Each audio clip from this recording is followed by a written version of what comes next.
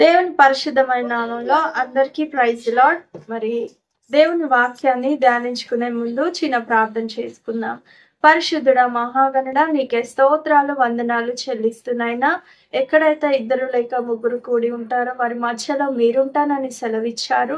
అయా ప్రభా, మా మధ్యలో మీరున్నారని నమ్ముతున్నాము. నీ కృప నీ కనికరం మా అందరి మీద చూపిస్తున్న విధానాన్ని బట్టి నీకే స్తోత్రాలు చెల్లిస్తూ వాక్యం ద్వారా మాతో మాట్లాడి మమ్మల్ని సరిచేసి నీ మార్గంలో నడిపించమని నా ప్రభు నా రక్షకుడైన యేసే నామంలో ప్రార్థించి వేడుకుంటున్నాము తండ్రి. ఆమేన్ ఆమేన్. మరి ఈరోజు మన జీవితము మనం కోరుకున్నట్టుగా ఉండాలి, మనం ఊహించినట్టుగా సంతోషంగా వెల్ సెటిల్డ్ గా ఉండాలి అని ఎంతో మంది ఆశపడతా ఉంటే టైం కొంతమందికి నా లైఫ్ ఏంటి ఇలా ఉంది, నా లైఫ్ లో హ్యాపీనెస్ లేదు, నా లైఫ్ అంతా ఎప్పుడు సాడ్ గానే ఉంటుంది, నా జీవితంలో ఏం చేసినా విఫలం అవుతుంది, నా జీవితంలో నేను ఏది స్టార్ట్ చేసినా కూడా విఫలం అవుతుంది, నేను గమ్యానికి చేరుకోలేకపోతున్నా, నేను ఊహించింది చేయలేకపోతున్నా అని నిరుత్సాహపడుతున్న వారు ఎంతో మంది ఉంటారు కదా అండి. మరి ఈ రెండు రకాల మనుషుల్ని మనము రెగ్యులర్ గా చూస్తూ ఉంటాము. అయితే ఈరోజు నీ జీవితము సంతోషంగా ఉండాలన్నా, నీ జీవితంలో నీవు కోరుకున్నటువంటి స్థితిలో నీవు ఉండాలన్నా, మరి నీవు ఎంచుకున్నటువంటి మార్గంలో నీవు సక్సెస్ అవ్వాలి అన్నా కూడా మన జీవితము ఏ విధంగా స్టార్ట్ చేయాలి మనము చూద్దాం రండి. బైబిల్ గ్రంథంలో హెబ్రీలకు రాసిన పత్రిక 11వ అధ్యాయం 24వ వచనాన్ని మనము చదువుకుందాం. మోషే పెద్దవాడైనప్పుడు విశ్వాసమును బట్టి ఐగుప్తు ధనము కంటే క్రీస్తు విషయమై నింద గొప్ప భాగ్యమని ఎంచుకొని అల్పకాలము పాప భోగం అనుభవించట కంటే దేవుని ప్రజలతో శ్రమ అనుభవించటం మేలని యోచించి ఫరో కుమార్తె యొక్క కుమారుడని అనిపించుకొనుటకు ఒప్పుకొనలేదు. హల్లెలూయా. దేవుడి వాక్యాన్ని దీవించి ఆశీర్వదించి మన మధ్యలో ఉండి మనందరితో మాట్లాడును గాక. ఆమేన్. హల్లెలూయా. ఇక్కడ మోషే జీవితాన్ని మనము చూసినట్లయితే విశ్వాసంని బట్టి ఐగుప్తు దేశంలోని ధనము కంటే క్రీస్తు విషయమై నింద గొప్ప భాగ్యం అని ఎంచుకుంటాడు. హల్లెలూయా. మోషే ఇక్కడ 3 విషయాల్లో దేవుని సంతోష పెడతాడు. మొదటిగా తను తీసుకున్న నిర్ణయము ఏమిటి అనంటే, క్రీస్తు విషయమై నాకు నింద గొప్ప భాగ్యము అని ఎంచుకుంటాడు. హల్లెలూయా. ఐగుప్తులో ధనం ఉంది, అధికారం ఉంది, మరి ఒక మంచి లైఫ్ ఉంది. మరి అదంతటిని కూడా మోషే కోరుకోలేదు, కానీ ఏం కోరుకున్నాడు అనంటే, దేవుని విషయమై నిందపడ్డానికైనా నేను సిద్ధమే, దేవుని ప్రజల కోసము శ్రమ పడటానికైనా నేను సిద్ధమే అని ఒక నిర్ణయాన్ని మోషే తీసుకొని ఉన్నాడు. హల్లెలూయా. ఈరోజు నీ జీవితంలో ఎటువంటి నిర్ణయాలు తీసుకుంటున్నావు? మనం తీసుకునేటువంటి నిర్ణయాలను బట్టి మన జీవితము కొనసాగుతుంది. నీ జీవితంలో ఏ విధమైన నిర్ణయాన్ని తీసుకున్నావు? యోనా జీవితాన్ని మనము చూసినట్లయితే, దేవుడు నినివే ప్రాంతానికి వెళ్ళమన్న తర్షీషు వెళ్ళి సముద్రంలో ఒక ఓడలో పడుకున్నప్పుడు సముద్రంలో తుఫాను వచ్చి ఓడలో ఉన్న వారందరినీ కూడా భయభ్రాంతులు చేస్తుంది. అప్పుడు మరలా దేవుని యొక్క చిత్తానికి లోబడి దేవుడు వెళ్ళమన్న ప్రాంతానికి యోనా వెళ్తాడు. హల్లెలూయా. యోనా తీసుకున్నటువంటి తన ఓన్ డెసిషన్ వల్ల ఏం జరిగింది? అక్కడ తుఫాను వచ్చింది, ఆ ప్రజలందరికీ కూడా నష్టం కలిగేది. మరి ఈ రోజు నీ జీవితంలో దేవునికి చిత్తానికి వ్యతిరేకంగా నీవు ఏ డెసిషన్ తీసుకున్నా నీ జీవితంలో శ్రమలు వస్తాయి, తుఫాన్లు వస్తాయి, మరి కష్టం వస్తుంది. అప్పుడు నాకెందుకు వస్తుంది కష్టము, నాకెందుకు, నేను దేవుణ్ణి సరిగ్గానే మరి ఆరాధిస్తున్నా, సరిగ్గానే దేవుణ్ణి ప్రేమిస్తున్నా, సరిగ్గానే క్రమంగా నేను దేవుని మందిరానికి వెళ్తున్నాను, కానీ నాకే ఎందుకు వస్తున్నాయి ఈ శ్రమలు అని మరలా దేవుని ప్రశ్నించడం స్టార్ట్ చేస్తారు. కానీ ఎందుకు వచ్చింది, ఏ విధంగా నేను ఎక్కడ తప్పిపోయాను, ఎక్కడ నేను దేవుడి మాట వినలేదు, ఎక్కడ దేవుని చిత్తము నుంచి నేను తొలగిపోయాను అనే ఆలోచన నీకుందా? ఈరోజు దేవుడు నీతోనే మాట్లాడుతూ ఉన్నాడు. హల్లెలూయా. మరి యాకోబు ఒక సరి అయిన మార్గాన్ని ఎంచుకున్నాడు. ఒకసారి అన్నని మోసం చేసి పశ్చాత్తాపడి తప్పు తెలుసుకొని దేవుని యొక్క సన్నిధిలో ఆ యొక్క యబ్బోకు రేయి వద్ద ప్రార్థన చేసిన గొప్ప ఆశీర్వాదాన్ని అక్కడ యాకోబు పొందుకొని వెళ్ళాడు. హల్లెలూయా.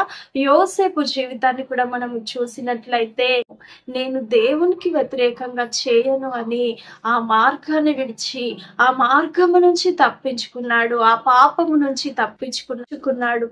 హల్లెలూయా. Praise the Lord. రెండోదిగా మనము చూసినట్లయితే రియలైజేషన్ మనకు ఉంటుందా?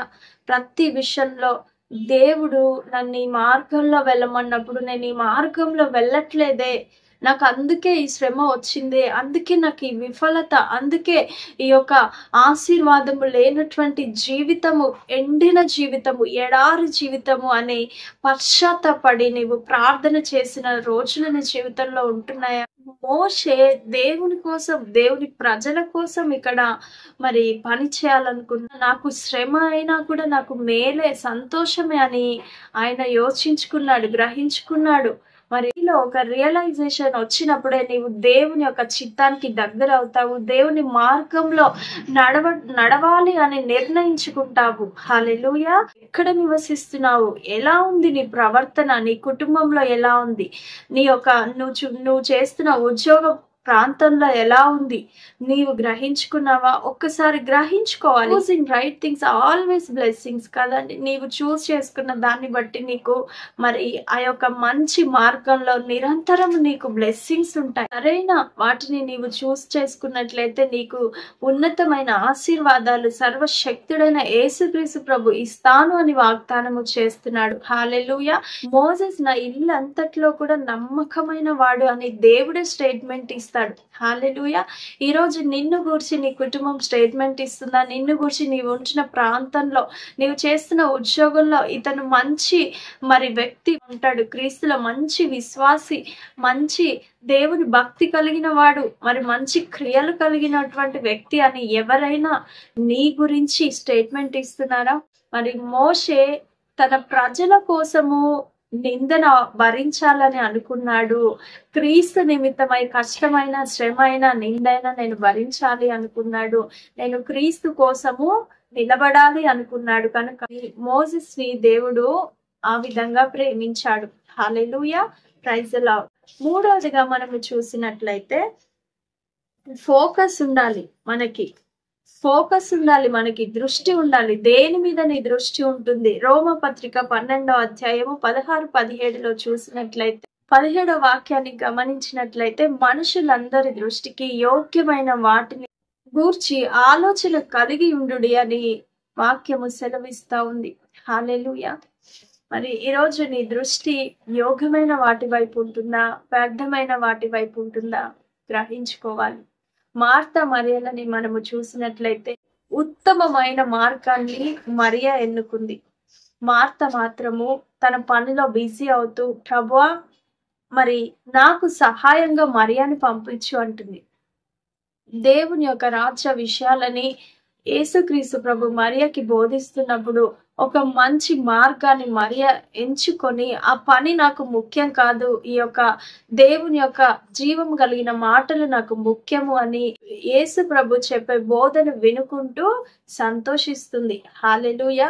ఈ రోజు మన జీవితంలో కూడా దేవుడు ప్రార్థనకి సమయము కొంచెము మరి ఇవ్వండి అని అంటే ఎంతో మంది మాకు ఆ పనులున్నాయి, ఈ పనులున్నాయి మాకు అని చెప్తా ఉంటారు. కానీ దేవుడికి నీవు సమయము ఎప్పుడైతే ఇస్తావో దేవుడు నీ జీవితంలో ఒక నూతన ద్వారాలు తెరవడానికి సిద్ధంగా ఉన్నాడు. హల్లెలూయా.